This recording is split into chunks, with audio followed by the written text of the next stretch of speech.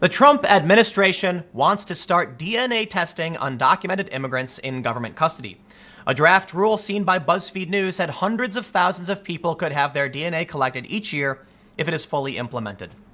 I love using BuzzFeed for sources like and stories like this because it's actually, BuzzFeed's kind of left, and it's an interesting issue. I'm interested in how they're going to frame this because my understanding is Trump can do this. Now, here's the thing. I think collecting DNA is really, really creepy. I understand why they're doing it. But as somebody who's traveled the world, I've noticed that when you're coming in through customs and CBP, immigration, you can see they can scan your fingerprints. They can't do this for American citizens because of the Fourth Amendment, but they can do it for non-citizens. And it's really interesting because in the US, non-citizens are still protected by the Constitution. Yet when you're about to cross the border, you're not, and they can take your fingerprints. So I want to see what BuzzFeed has to say about all this. But before we get started, go to youtube.com/TimCastIRL. I have a new channel. It's going to be travel and on the ground. Better yet, there's a video that explains all of it. On the ground reporting. Surprisingly, this channel is it used to be my gaming channel. Now, it's got 45,000 subscribers because I've just been telling people to subscribe, which is awesome. Because after this week, I will be in the van and it's going to be travel, fun, adventure. I'm hoping. It might not be daily, but that's the end goal. And so I'm working my fingers to the bone, and I'm probably crazy, but whatever. Anyway, let's get back to the news about Trump and DNA testing illegal immigrants. BuzzFeed reports, the move will likely inspire the anger of civil liberties and immigrant advocates who argue that the government should not draw sensitive personal information from people without being tied to a specific crime. I didn't see them complain about all the other biometrics they've been grabbing from, what do they do, like iris scans, and they do fingerprints? All of a sudden, now they care? Look, I'll say it again. Collecting DNA is always creepy as far as I'm concerned, but it's just another biometric assessment. Now, how they collect it? I don't know. They swab the mouth? They say, administration officials estimate that CBP officials would spend more than 20,000 additional work hours on such a policy in its first year of implementation. Hundreds of thousands of individuals could have their DNA collected each year if the draft regulation proposed by the Department of Justice is fully implemented. While the regulation does not specifically say that immigrations and customs enforcement officials would also collect DNA from people in their custody, it does not limit them from doing so. So is that the issue, that they're not really planning on doing it, but that they want the option to? In a statement to BuzzFeed News, a DHS official said the federal agency is working closely with the Department of Justice on a path forward for DNA collection. The official noted an ICE pilot program at the southwest border earlier this year in which the agency took voluntary DNA tests of those they suspected of fraudulently claiming to be families. ICE has identified dozens of cases in which children had no familial relation to the adults accompanying them. In the first operation, Operation Double Helix 1.0, 16 out of 84 family units were identified as fraudulent based on negative DNA results.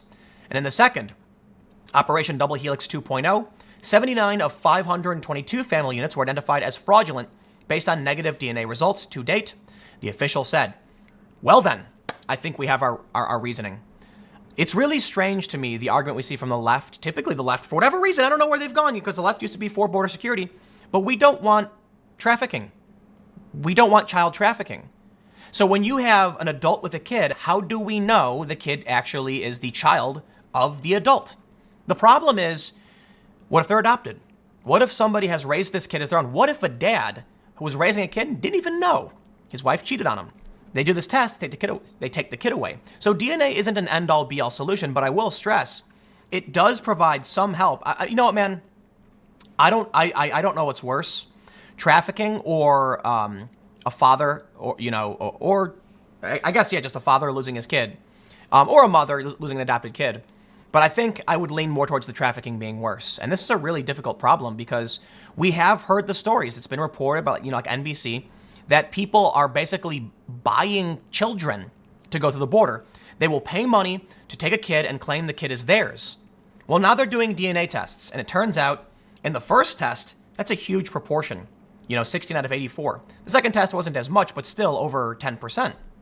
In which case, I'll throw it to you. Look, I think DNA testing is creepy.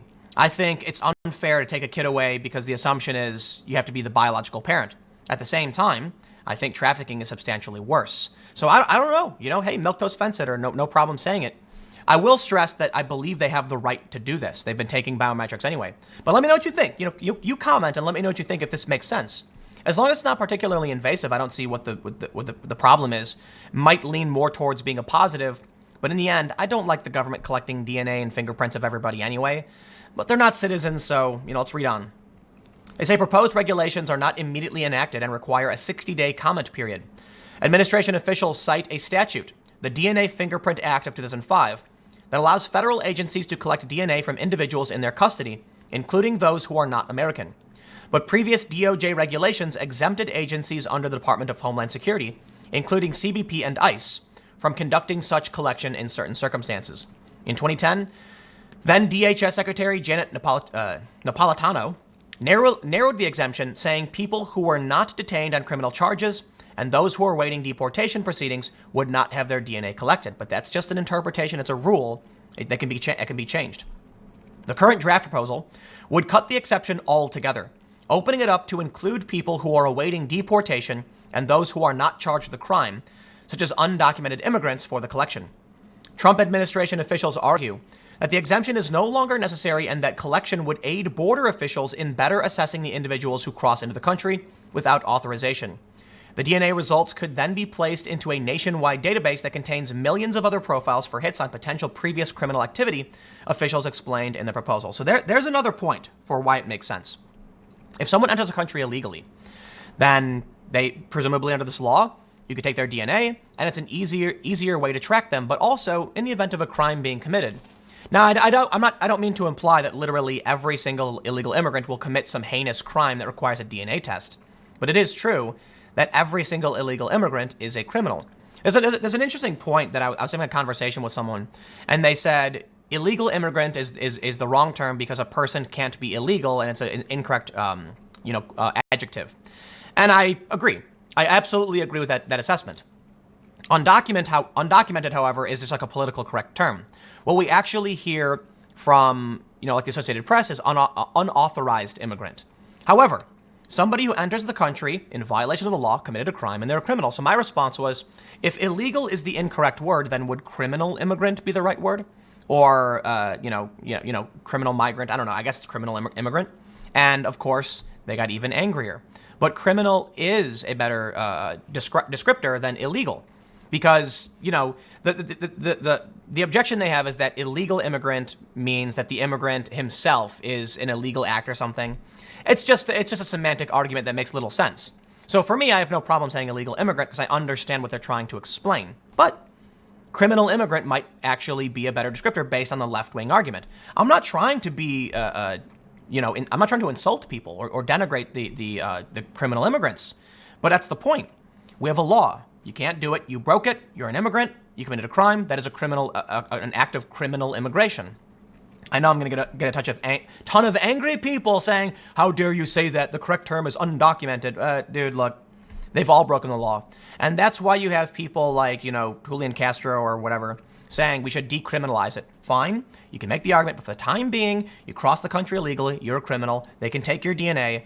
And I'm not saying they're all going to commit heinous crimes, but that's another reason why it makes sense. Now, they say former senior DHS officials said an expansion of DNA collection would likely achieve little, drain resources, and force agents to do work they'd rather not be doing. And that's a really good argument against it, aside from it being creepy to collect DNA, I gotta admit. In many ways, it's unnecessary from a law enforcement perspective, said John Sandweg, a former senior immigration official in the Obama administration. I don't understand what you're going to get out of it. The idea that some guy crossing the border committed a crime, returned, and then came back all undetected is very remote. Well, it actually happens enough. But admittedly, the better question is, does it happen enough that you need to DNA test people? Well, I kind of think you don't. But this doesn't negate the argument that they're tracking families. And if someone has a kid and they do a DNA test and they're not related, there's a high probability that person might be a trafficker, and that's worth stopping. Sandwich said that there was little desire at either ICE or CBP to begin mass DNA testing during the Obama administration.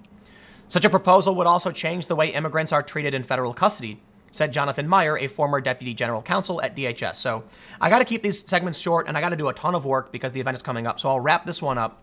They say the draft regulation states that DHS officials would rely on software that would allow them to quickly obtain DNA from a given person and cut collection time from 15 minutes to 5 minutes. DOJ officials estimate that DHS officers will spend more than 20,000 hours the first year using the software, more than 40,000 people the second year, and 60,000 the third year. But I do need to make one more point, because as we see here, the Trump administration is going to start DNA testing families at the border was May 1st. So it's not a big breaking story. And it appears they have stopped potentially some trafficking. So you let me know what you think about this. Look, I'm going to fall on DNA testing is creepy, but it might make sense if we can stop trafficking. Let me know what you think. Thanks for hanging out. Next segment will be tomorrow at 10 a.m. Podcast every day at 6:30 p.m. And I will see you all next time.